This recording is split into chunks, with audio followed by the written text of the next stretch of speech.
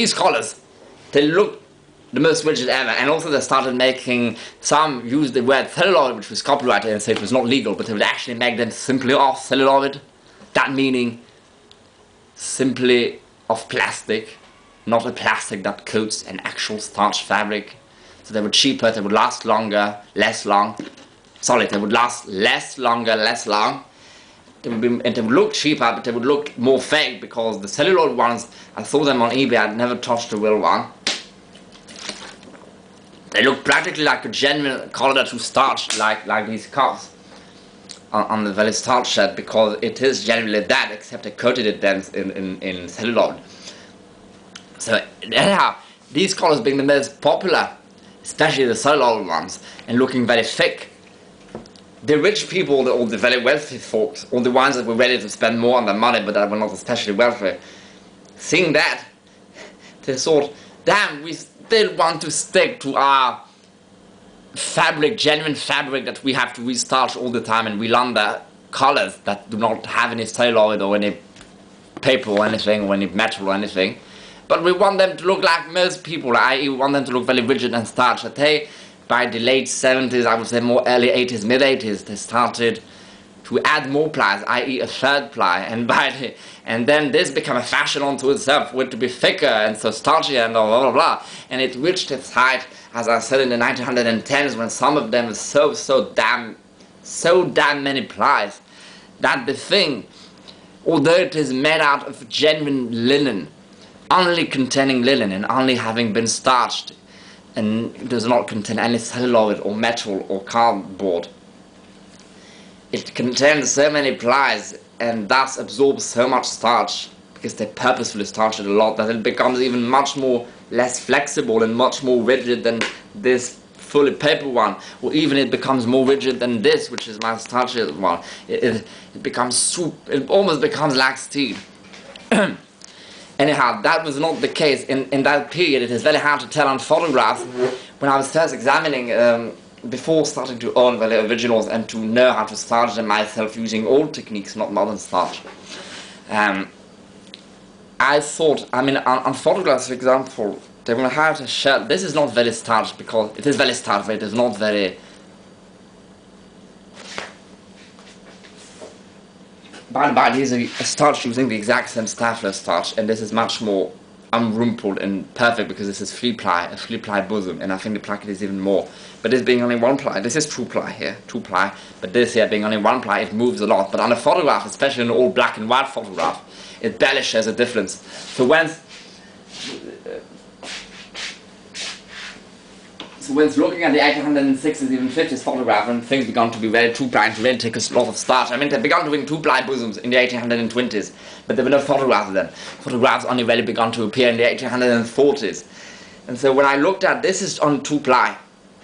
For this, I starched it even the more traditional method, using a homemade starch, and I starched it as heavily as one could and ironed it directly, and it is as basically as starched as it can be. If I added a bit of beeswax or whatever, it could be a teeny bit harder, but really it is as hard as it can be, and it is nowhere near as hard as that, because that is 3 plies. This is only 2. So although this is 1881, just forget the date for a minute. Just forget the date. This is basically as what it would have looked like in the 1880s, had they starched it a lot, which they often did. So I would have liked to see that on Boss Tweet. I would have liked to see something that is 2-ply and a minimum starch. There as it is, his shirt barely looks starched at all. As it is not even starched at all. And anyhow, it only has a placket. It contains no bosoms. It clearly has no bosom. And probably no starch at all. The buttons are accurate, are probably bone buttons and not studs. These shirts I showed are meant to take studs, because they were meant to take starch, and to launder them it was easier to have studs. Because this is supposed to be in 1861, it is more accurate that it should be buttons, for even when it's very starched, because there were never more than 3 plies. 3 plies only begun, as I said, at the earliest in the very late 70s, like at the very, very earliest, not before. So everything would be on 2 plies, whether it be a collar, at least like a genuine fabric collar. Forget these, yes, but these are 3 plies, but these are just fake to some extent. They contain paper and all. But genuine cloth collars, whether they would be detachable or actually sewn in, they would be max. There would be 2 plies, not max, but there would be 2 plies every time, only 2 plies.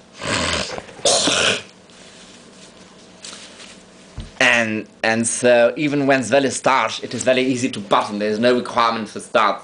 They will also have starch. They have begun having starch actually in the 18th century, but it was more because it made it easier to launder and then iron without damaging beautiful buttons. And so stars were more for people who wanted to really show off a beautiful button, but they were not that common, like they were not universal, like by the 1880s, like that I said. So he has sewn-in buttons, and it is more probable he would have had buttons that are sewn-in rather than studs. So this is good. But it is also more probable that he would have had a bosom, even if that last be not starched, and it would most likely have been a minimum, simply make it easier to launder. And his sleeves are very full, like that old antique shirt, but they look fuller because the fabric is linen, is a lightweight, since he is an upper class person. His calves do fall a bit upon the hands. His braces are too modern. His braces just look like too modern. They may have had braces like that, but I also think they are completely made out of elastic due to the manner in which they move upon his shoulders, and that is somewhat inaccurate.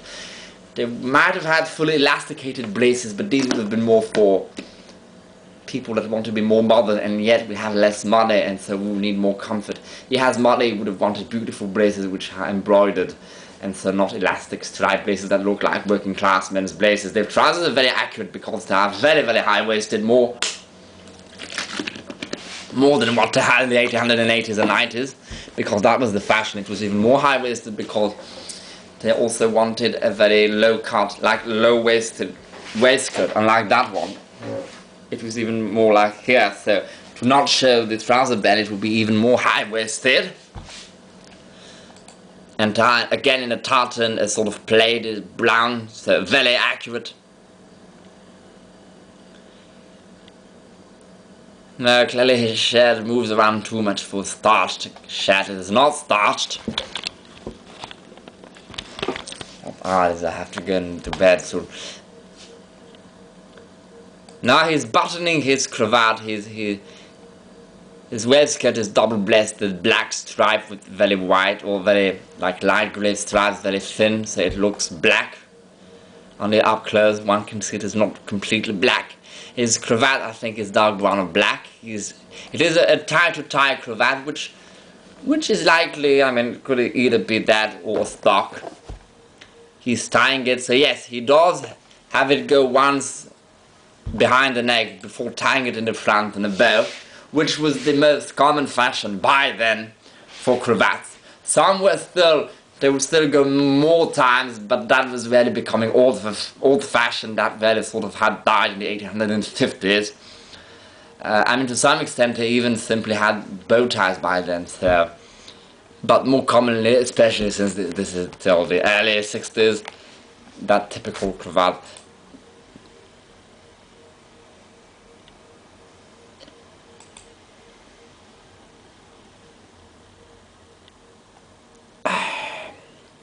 So now I will skip all the way to the evening wear because of what I was talking about. They do show some evening wear, and also I was very interested.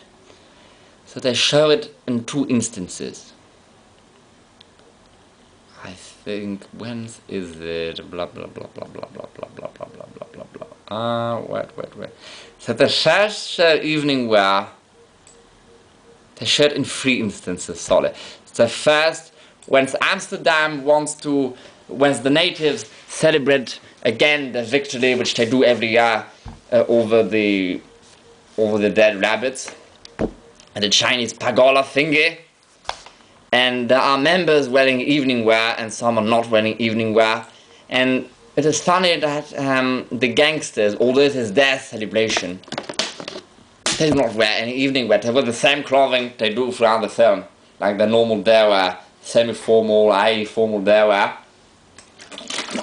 Which upon first instance I thought was sort of inaccurate, sort of easy upon the director's part. Probably they were thinking, and probably that was the main idea what they did it, they were thinking,